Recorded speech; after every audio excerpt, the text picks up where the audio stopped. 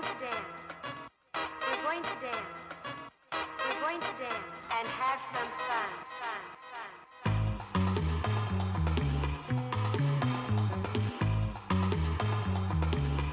Dig.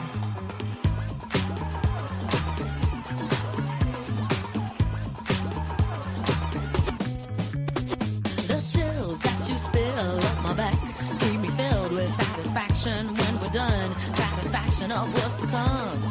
I couldn't ask for another. No, I couldn't ask for another. That's right. Your groove, I do deeply dig. No walls, only the bridge. My supper dish, my crocketesh wish. Sing it, baby. I couldn't ask for another.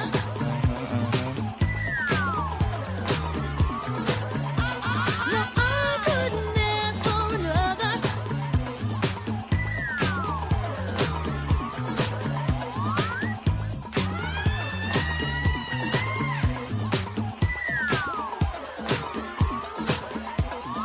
Groove is in the heart. Groove is in the heart. Groove is in the heart. That's the moment. Groove is in the heart.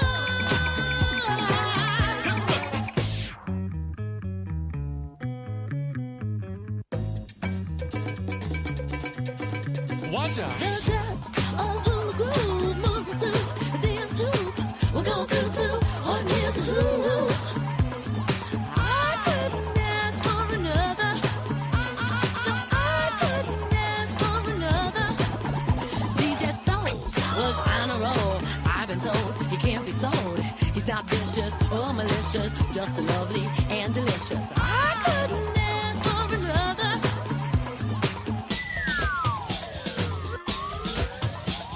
Something lurks in this torso. Heart got a deal you wanna know. Delightful, truly delightful. Making it, doing it, especially at a show. Feeling kinda high like a Hendrix haze. Music makes motion moves like a maze. All inside of me, heart especially. Hilt of the rhythm, where I wanna be. Come on, flowing, glowing with electric eyes. You dip to the dive, baby, you'll realize. Baby, you'll see the funk inside of me. Baby, you'll see that rhythm is the key. Get witty, can't think, quitty. Stomp on the street when I hear funk blue. Playing pop pipe, follow her to shoot. Baby, just sing about the groove. Sing it. Groove is in the heart. Groove is in the heart. Groove is in the heart. Groove is in the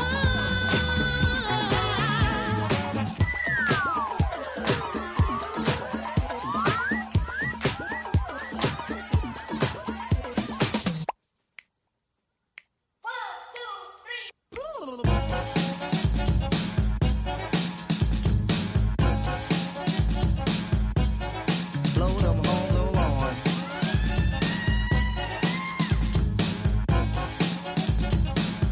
Groove is in the heart. Groove is in the heart. Groove is in the heart. Groove is in the heart. Groove is in the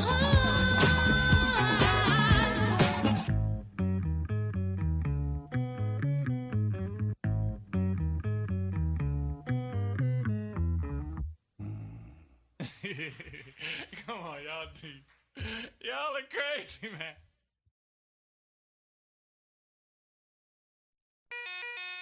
Good morning.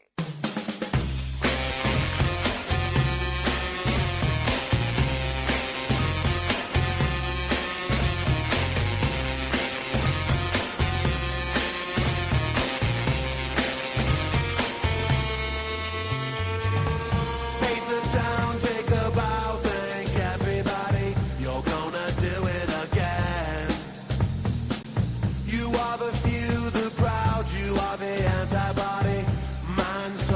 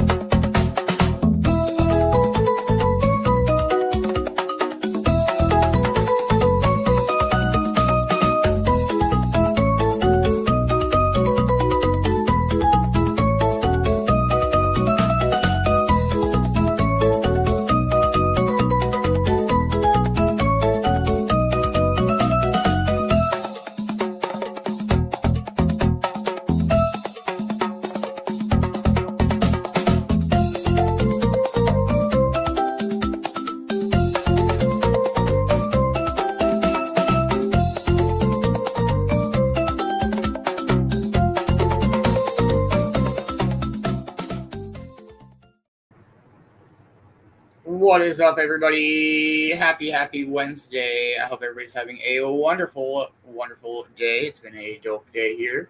Cheers.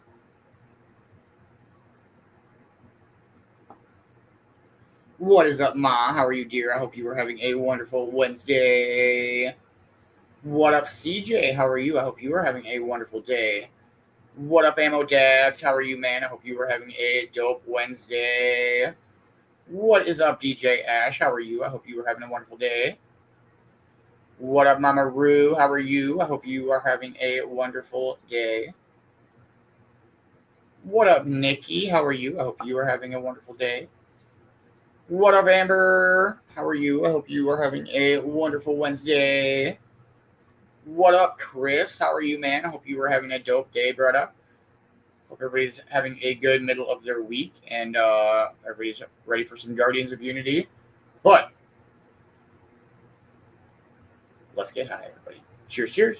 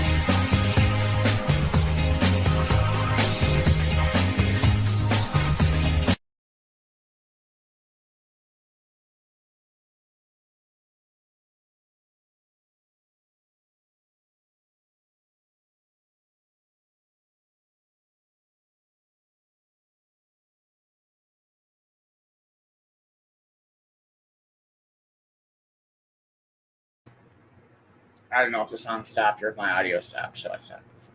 What is up, Deb? How are you? I hope you're having a wonderful day. What up, Kay? How are you, dear? You're having a wonderful day. What up, you weirdo? How you doing, Tim?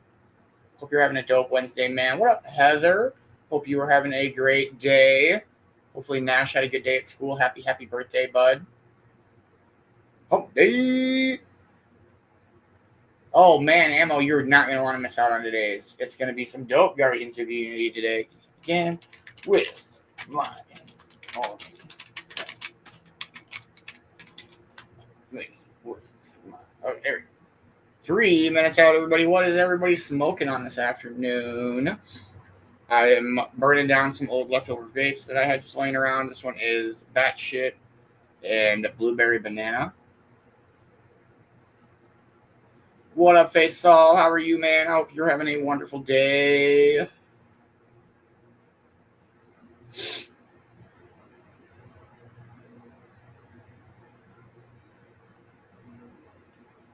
Hey, what up, Cornbread? How are you? I hope you are having a wonderful day. 2 minutes out. We'll hang out and smoke some weeds and Guardians of Unity it up. A few chapters. I do got to work tonight, but it's okay. It's okay.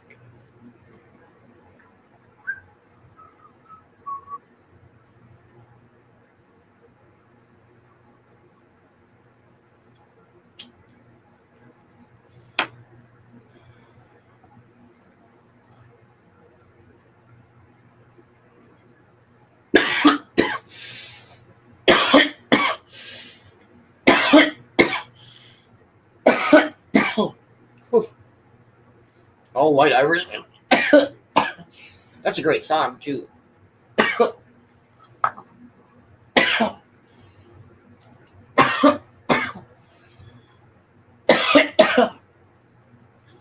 Yes, make sure you are packing up, heating up, rolling up, grinding up, warming up.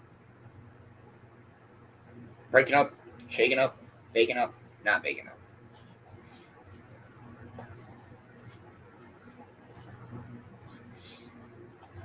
Hope you're ready.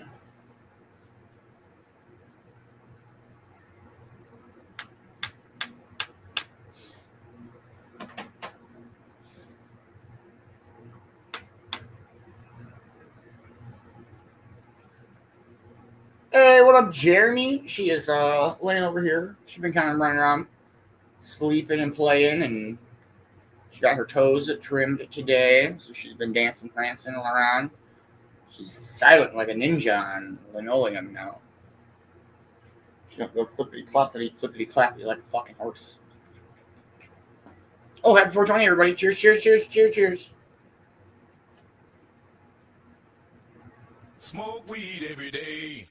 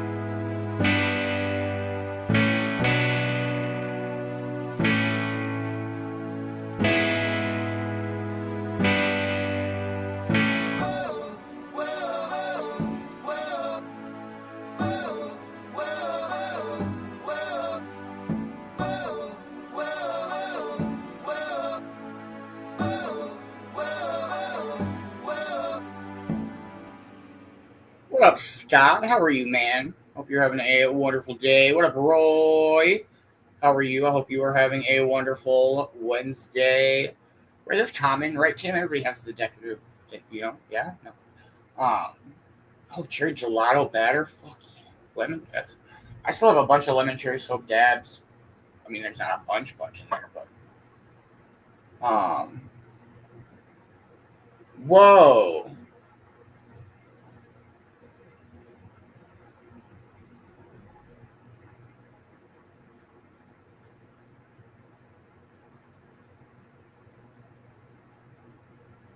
I don't know why it just killed Sir Costellot's side of the live.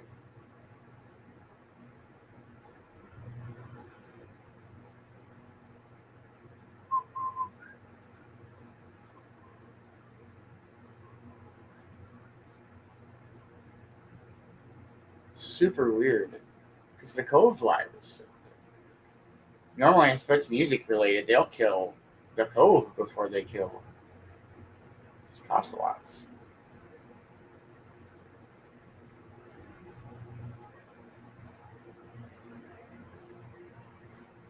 It's so weird.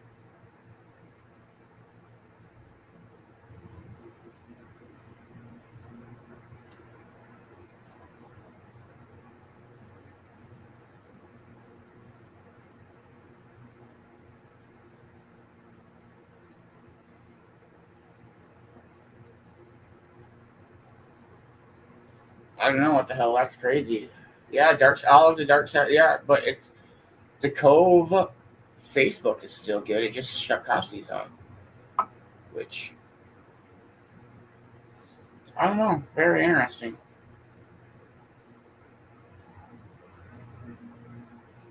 All right, we do have some Guardians of Unity today. We'll play one more song and dive on in.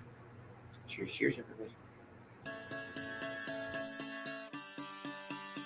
Hey!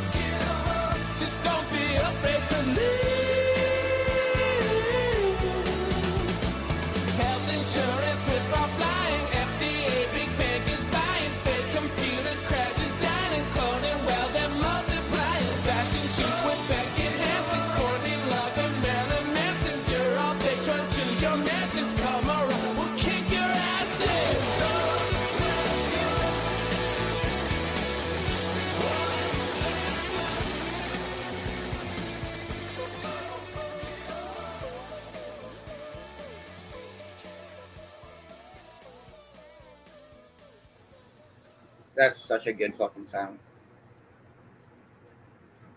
Alright, everybody, shit's getting intense in the Guardians of Unity saga. But, here's what happened last time. Last week on Guardians of Unity, the storm had passed, but its aftermath felt heavily on the battlefield, where mud, blood, and ash formed the grim landscape. The Guardians, though battered, stood resolute as they continued to push back against Rook's forces. As the fog began to lift, Coffsey, Ammo, and Manbear moved through the mist with precision, cutting down Rook's elite guards in silent, efficient strikes. Magic, ever the tactician, kept the team coordinated, ensuring they stayed a step ahead in the chaos. Beans, Coffsey, and the rest of the Guardians knew the war was far from over. Despite their victory, the battlefield was littered with the fallen, and the enemy was regrouping. As the sun began to rise, Beans and the team remained focused, determined to press the advantage. "We've got them on the back foot," Beans said, "but we finish this now or we'll regret it later." Meanwhile, Tempest, Rook, and the Malvoras convened, their frustration palpable. Despite the Guardians' strength, Tempest couldn't accept their resilience. Victor Malvora, ever the strategist, reminded them that victory wasn't won through brute force alone. It was about precision, patience, and breaking the Guardians' morale. Tempest, frustrated with the delay, stormed out, determined to change the course of the battle. As the Guardians regrouped, they understood one thing for sure. The fight was far from over. The war wasn't just about physical battle. It was about breaking their enemy's resolve before their own would crack. Stay tuned for the next chapter of Guardians of Unity. The tension is rising, and the storm is far from over. Let's fucking go.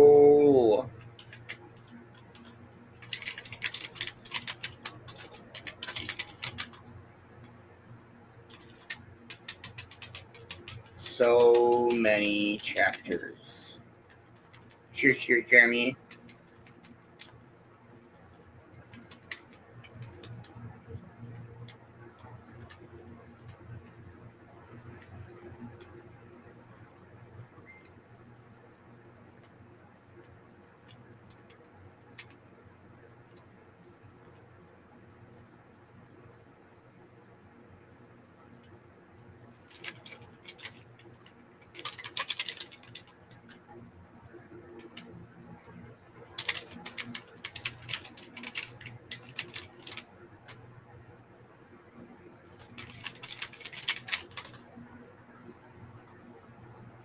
So strange. I don't know if they didn't take the live off Facebook either.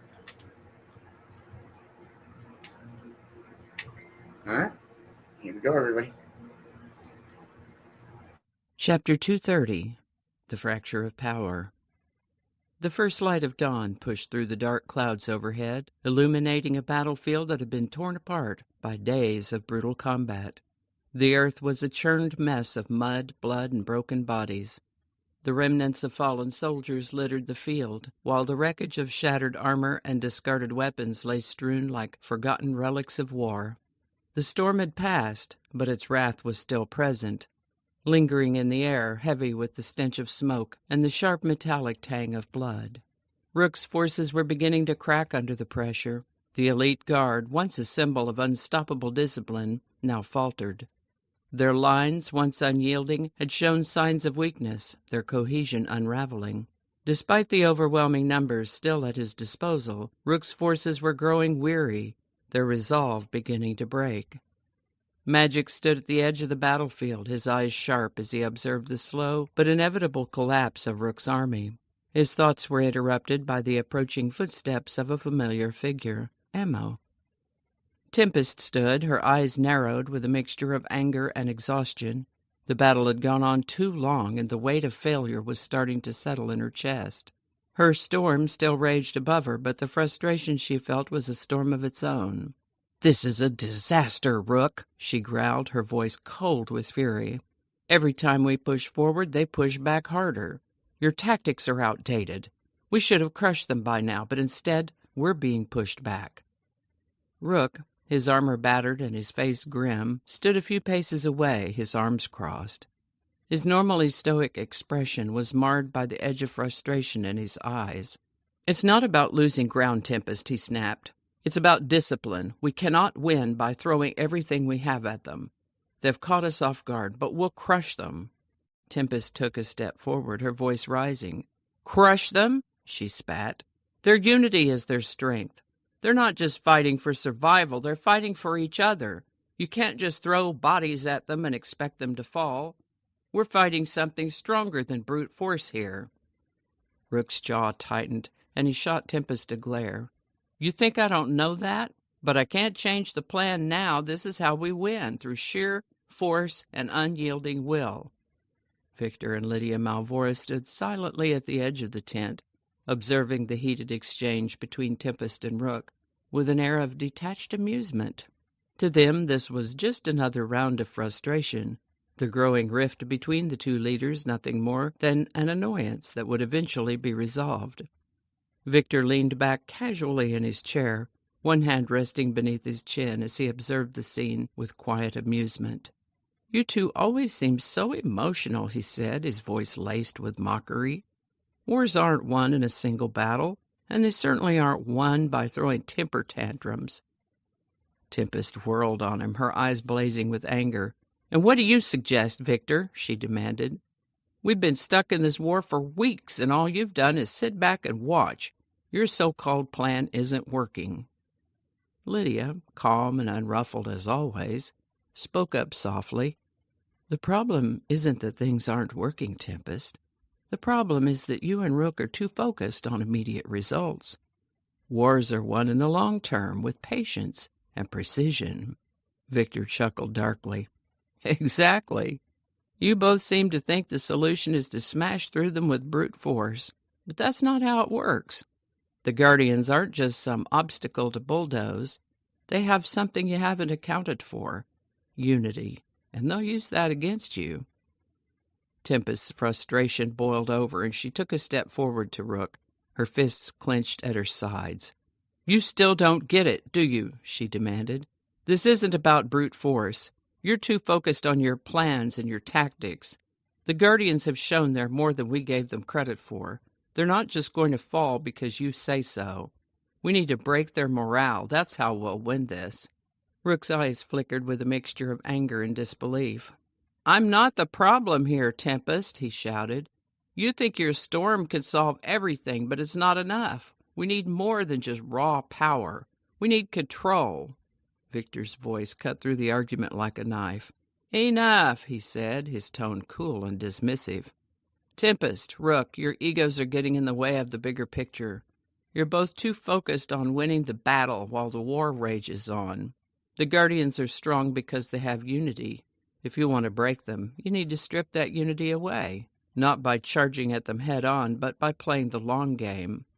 The argument between Tempest and Rook continued to simmer, but their words were less about strategy and more about their growing inability to work together. Tempest's frustration was palpable, and she was running out of patience. "You're making the same mistakes over and over, Rook," she spat. "And it's costing us. We need to move faster, hit them harder. The Guardians are regrouping, and we're sitting here arguing." Rook stood firm, his resolve unwavering. "We need to stick to the plan, Tempest. We need to regroup and re-strategize. It's not about emotion. It's about precision. You've been too caught up in your storm, and it's clouding your judgment." Victor's smirk only widened. "Oh, Tempest, your storm may be powerful, but it's not going to win the war. You need to think more strategically, and you need to trust Rook. He's not the enemy here." Tempest shot a glare at Victor, her eyes smoldering with anger. "I'm done with this," she muttered, turning on her heel. "I'll fight my way, with or without your help." As Tempest stormed out of the tent, Rook stood still, his eyes narrowing. The tension between them was undeniable, but his mind was already racing with new tactics and strategies. He had to regain control, but the cracks in his alliance were widening. Victor and Lydia exchanged a quiet glance. They knew Tempest's outburst was just the beginning. The fractures in their alliance were deepening, and it was only a matter of time before the full force of those cracks became apparent. The battle raged on outside, but inside the tent, the true conflict was just beginning. Tempest, Rook, and the Malvoras were on the verge of a breaking point, and with each passing moment, the tension between them grew. Rook and Tempest may still share the same goal, but the rift between them was becoming more apparent. The Malvoras, as ever, remained silent and unbothered, watching with quiet amusement as their allies fell apart. But they knew something that Tempest and Rook didn't. The true war was not just the one outside. It was the one brewing inside their fractured alliance. The storm had passed, but the tension lingered, thick and oppressive. Outside the tent, the battlefield was still a scene of carnage. Rook stood at the doorway, his gaze fixed on the horizon. He knew the war was far from over, but more than that, he knew that the alliance he had counted on was slipping through his fingers. The true test was still ahead, and he wasn't sure who would stand with him in the end. The Guardians were still out there, and they were still fighting, but Rook had one thing they didn't: an enemy on the inside. Hey, much love, Jeremy. I appreciate you, man. Bum, bum, bum. There you go. Chapter 231, The Breaking Point. The battlefield was steeped in a brutal stillness, an uneasy calm that hung heavily in the air. The storm that had raged overhead now seemed like a distant memory, its fury spent, leaving only the chilling remnants of its presence: rain-slicked earth, the acrid scent of smoke, and the metallic sting of blood. The horizon was painted with the remnants of battle: shattered armor, blood-soaked soil, and the twisted wreckage of once proud machines of war. Rook's forces, though still vast, were showing signs of strain. The once imposing discipline of his elite guards now appeared ragged and disorganized. The cracks in their formation were becoming more visible with every passing moment, and despite their sheer numbers, Rook's forces were faltering. His soldiers were weary, and the familiar air of invincibility that once surrounded them now felt fragile. Magic stood at the forefront of the Guardians, his eyes scanning the battlefield with razor-sharp focus. His mind raced through strategies, assessing every movement, every shift in the battlefield. The Guardians were still standing, bloodied but unbroken. They'd taken blow after blow, but their unity, their unwavering resolve, had kept them on their feet. And now, as Rook's forces faltered, the time had come to press the advantage. Rook stood at the head of his forces, trying to maintain the appearance of control, his back stiff and his jaw clenched. His armor, once pristine, was battered and scorched, reflecting the toll the battle had taken. But despite the overwhelming number of soldiers still under his command, Rook couldn't shake the sinking feeling in his gut. The cracks in his forces were too apparent to ignore. He scanned the battlefield, his mind racing as he barked orders, his voice loud and firm. "Push forward! Regain control!" But even as the words left his mouth, doubt gnawed at him. The Guardians, battered and bloodied, had somehow managed to hold the line. They'd adapted, they'd evolved, and Rook's rigid tactics, which had once seemed infallible, were now being slowly torn apart by the unyielding resolve of the Guardians. As Rook watched the chaos unfold around him, the weight of his own arrogance began to settle in. He'd always prided himself on his precision, on his ability to control every aspect of a battle. But here, in this moment, his belief in that control seemed like a distant, fading echo. His gaze hardened, and he clenched his fists, unwilling to acknowledge the growing panic inside. "We will break them," he muttered under his breath, even though he wasn't sure he believed it. Tempest, standing on the outskirts of the battlefield, watched Rook from a distance. The storm that had raged above them was now a mere whisper of wind and rain, but the fury inside Tempest was far from quelled. Her storm, like Rook's resolve, had begun to wane, but the frustration within her only grew stronger. She'd seen Rook's arrogance firsthand, his unwillingness to bend, to adapt. She'd warned him countless times, and yet here they were, struggling. She could see the cracks in his leadership, the slow unraveling of the strategy that had once seemed so foolproof. Tempest's eyes narrowed as she took in the scene. "You never understood," she murmured to herself, her voice carrying the weight of years of frustration. "It's not just about power, it's about adaptability." Her storm began to swirl once again, though it was no longer the raging force it had once been. Instead, it was a quieter, more controlled tempest, an outward reflection of her own simmering anger and disillusionment. Rook had failed to see the bigger picture, and now she knew that the cost of his refusal to adapt would be their downfall. Rook's grip on his sword tightened as he watched the chaos around him. His soldiers were retreating, their lines breaking, and he could see it in their eyes, the doubt, the fear. For the first time in his career, he felt the weight of uncertainty creeping into his thoughts. He barked orders, his voice rising above the din of the battlefield, but they were met with little response. "We will not falter," he shouted, though the words felt hollow in his own ears. His elite guards, once fierce and unyielding, were now scattered, their precision shattered. The battlefield, once a symbol of Rook's unassailable control, was slipping through his fingers like sand. Rook took a step forward, his legs feeling heavier with each movement. His mind raced, but none of the strategies he had relied on for years seemed to apply anymore. The Guardians were no longer just a collection of desperate fighters. They were a force to be reckoned with, and that realization hit him like a thunderclap. His eyes flashed toward Tempest, who stood watching him, her stormy presence still a constant reminder of the power she wielded. But even as his frustration boiled over, he knew the battle was not lost. Not yet. Magic watched from a distance, his calm demeanor contrasting sharply with the growing chaos. He'd been studying Rook's every move, analyzing the cracks in his strategy. It was clear to him that Rook was beginning to unravel, but Magic also knew that this was the moment to strike. "Keep pressing," Magic said into his comms, his voice steady, even as the tension around him mounted. "We're close now." Though his words were calm, his mind was racing. He knew that Rook's downfall was imminent, but they couldn't afford to lose this opportunity. The battle was far from over, but the tide had shifted, and Magic was determined to guide his team to victory. Rook's frustration reached a boiling point as he watched his forces retreat further, their morale crumbling under the weight of the Guardians' unyielding resistance. His orders rang out, sharp and desperate, but they fell on deaf ears. His soldiers, once so disciplined, now seemed lost, their resolve shattered. His thoughts swirled, but none of them brought clarity.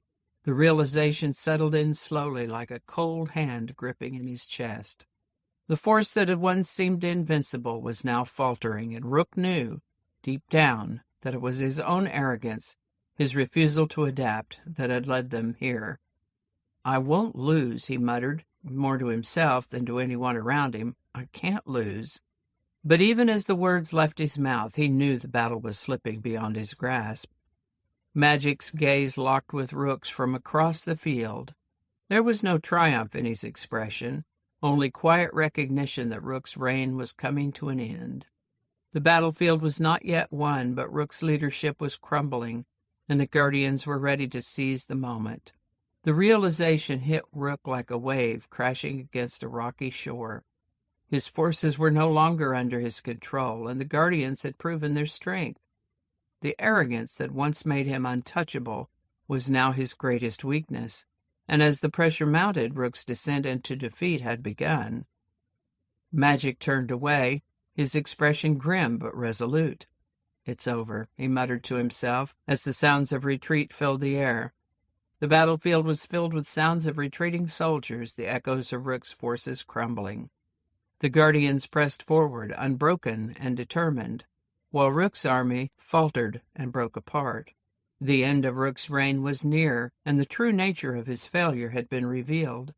The Guardians, though battered and bruised, had won this round, and they would not stop until victory was theirs.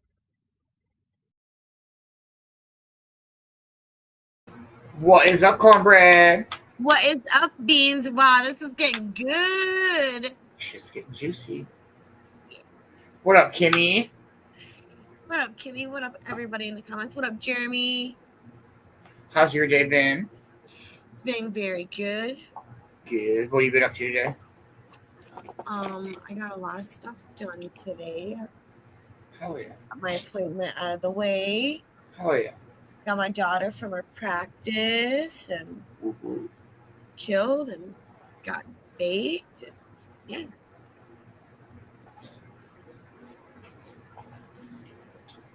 All right, we got one more chapter for everybody today. Here we go. Chapter 232, The Final Defeat. The battlefield stretched like a jagged scar, the remnants of war scattered across the earth. The storm that had ravaged the skies was now a distant memory, but its aftershocks lingered in the rain-drenched air, heavy with the smell of blood, burnt flesh, and scorched earth. Each drop of rain seemed like an attempt to wash away the devastation, but it did little to cleanse the atmosphere of the violence and destruction that had unfolded in its wake. The sky was muted, heavy with clouds that threatened to release more chaos at any moment. The ground, soaked with the blood of both sides, was littered with the broken bodies of soldiers. The Guardians, battered but unbroken, stood amidst the wreckage. Their faces were grim, their bodies bruised and bloodied, but their eyes, those eyes, held a fire that would not be extinguished. The battle had been fierce, but now as the rain fell in soft sheets, it felt like the war was finally starting to tip in their favor. Magic stood tall at the front of the battlefield, his cloak torn and his face weary, but his mind as sharp as ever. He was watching the broken remnants of Rook's forces with a calculating gaze. There was no joy in his heart, just a heavy understanding that while they had won this battle, the war was far from over. The war had been hard fought, and the price was steep. Tempest and the Malvoras still loomed on the horizon, their ambitions far from shattered. Rook's pride had led him this far, but now the weight of his arrogance was beginning to show.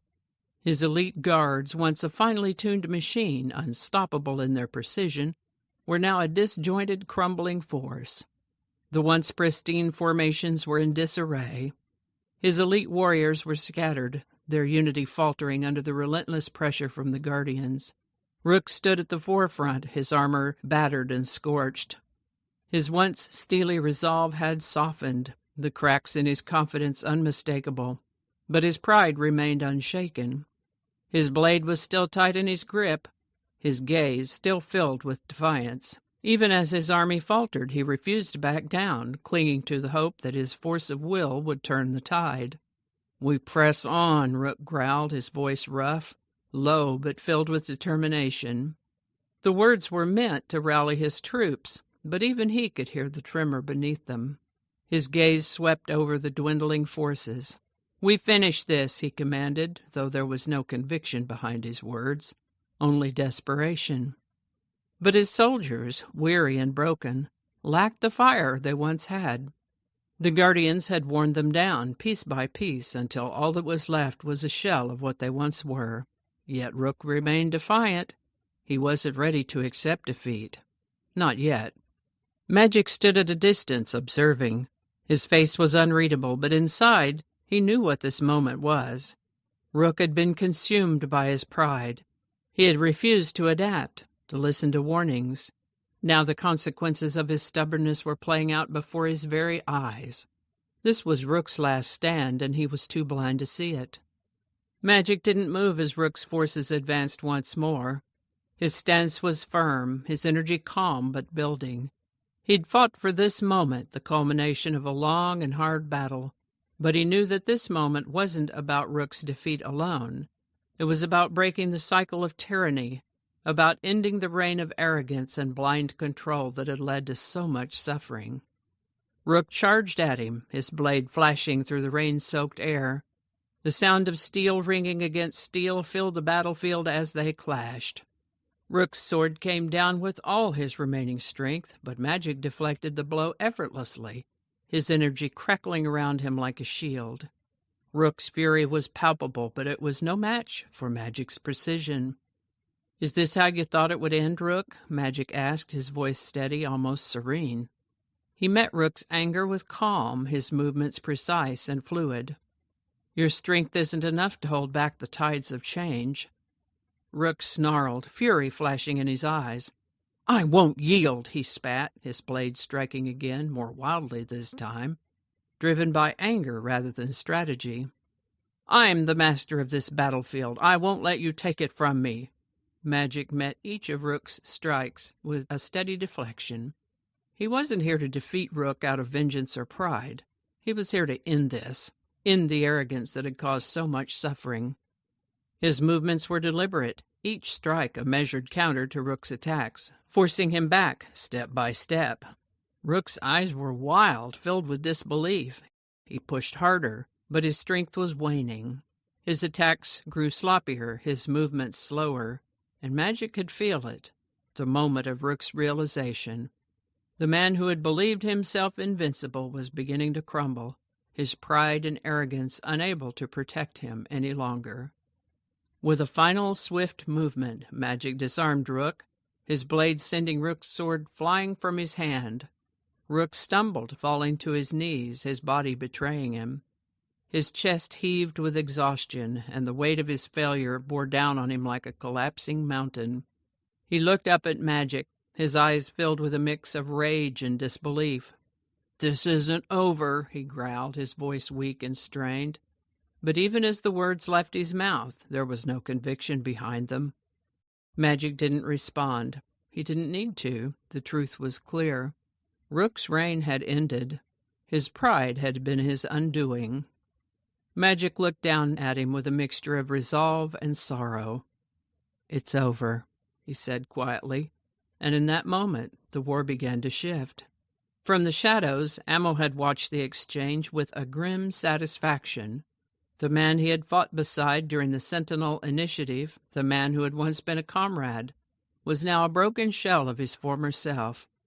Ammo had known this moment was coming. Rook's arrogance had been his greatest flaw, and now he was paying the price. Ammo stepped forward, his rifle slung across his back. He had no need for words. He'd fought beside Rook for too long, and now he was witnessing the culmination of their shared history. With steady hands, Ammo raised his rifle, his eyes focused on Rook. There would be no victory in this moment, no cheer, only the knowledge that Rook's reign, built on blood and arrogance, was over. With a single shot, Ammo ended Rook's life. The bullet pierced Rook's heart, and a man who had once believed himself invincible crumpled to the ground. His body fell to the soaked earth with a finality that echoed across the battlefield. The battlefield was still, and for a moment the air seemed to hold its breath, but the peace was fleeting. The war was far from over. Tempest, the Malvoras, they still loomed on the horizon, their ambition unbroken. The Guardians had won this battle, but the fight was far from finished. Magic stood over Rook's lifeless body, his expression unreadable. There was no joy in this moment, no satisfaction. The cost had been too high. The battle had been won, but the war would continue. The storm above may have subsided, but another storm was brewing. The Guardians regrouped, their resolve steeled for the next phase of the war. They knew the fight wasn't over. They'd defeated Rook, but the Malvoras and Tempest were still out there. And when the time came, they would face them together. And tune in next week for more Guardians of Unity. Oh, getting so good. Let's go, Ammo. Let's go. Yeah, let's go, Ammo. Thank you, Kimmy. This is Moxie. It's a Moxie. It's a Moxie. She's a Maine Coon mix. Right, CJ? What? Now I can't wait till next week. 1 down, 3 to go. We'll play a song and see where we're at with our afternoon. Cheers, everybody. Let's go. Cheers.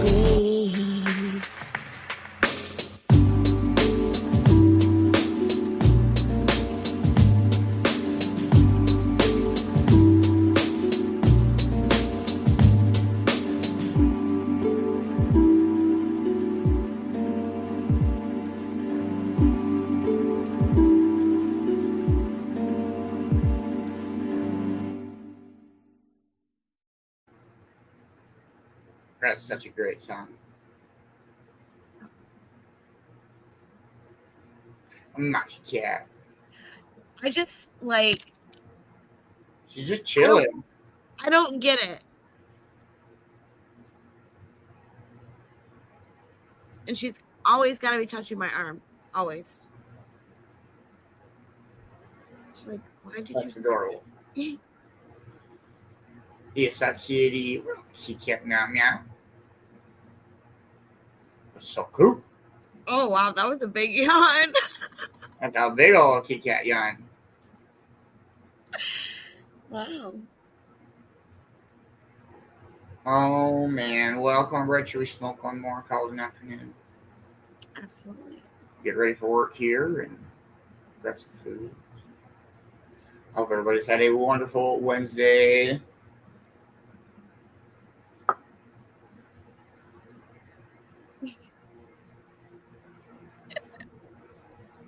What are you doing over there? Come here. Ah. Oh my goodness. Oh. Phone down. We're good. It's good.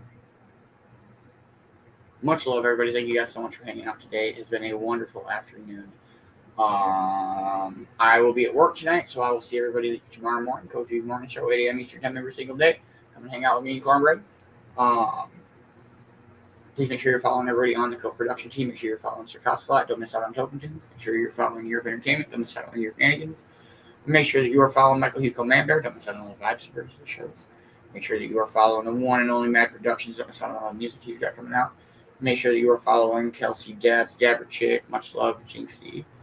And make sure that you are following Cornbread. Don't miss out on all the vibes she brings to the shows. Thank you to everybody that helps support Code TV. I'll make this possible. Code TV is literally brought to you by viewers like yourself. Much love, everybody. And we'll catch you guys all tomorrow. It's a big ass yawn, too. Much love.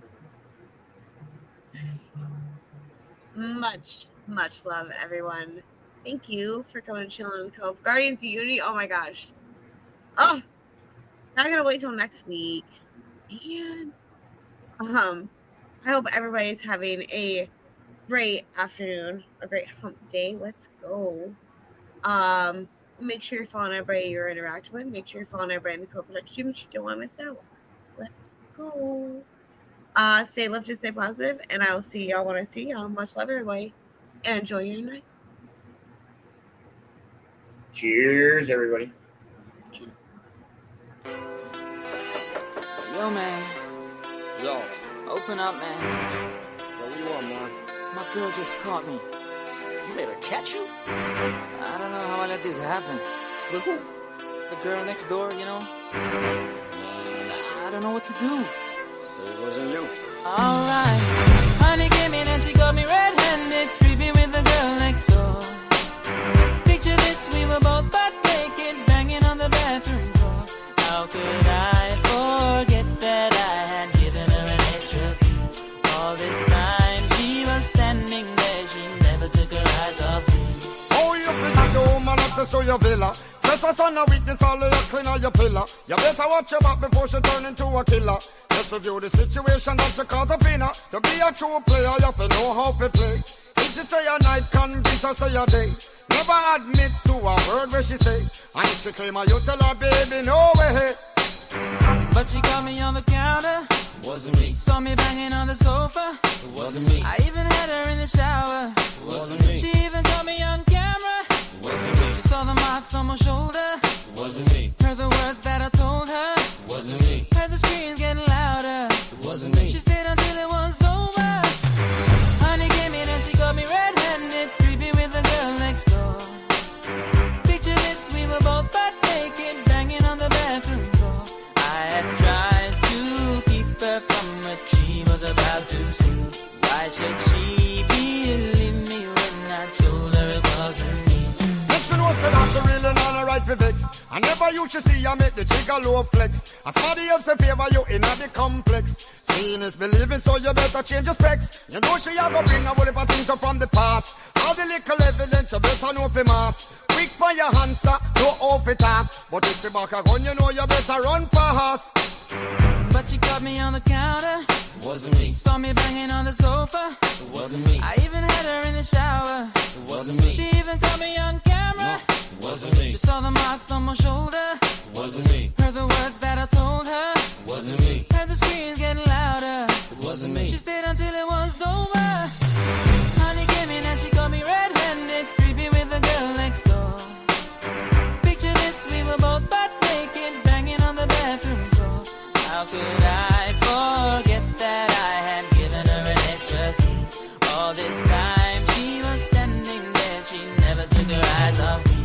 Wanna tell her that I'm sorry for the pain that I've caused. I've been listening to your reason, it makes no sense at all. Need to tell her that I'm sorry for the pain that I've caused. You may think that you're a player, but you're completely lost. That's why I say, honey came in and she caught me red-handed, creepy with the girl next door. Picture this, we were both butt naked, banging on the bathroom floor. How could I forget that I had given her an extra key? All this time she was standing there, she never took her eyes off me.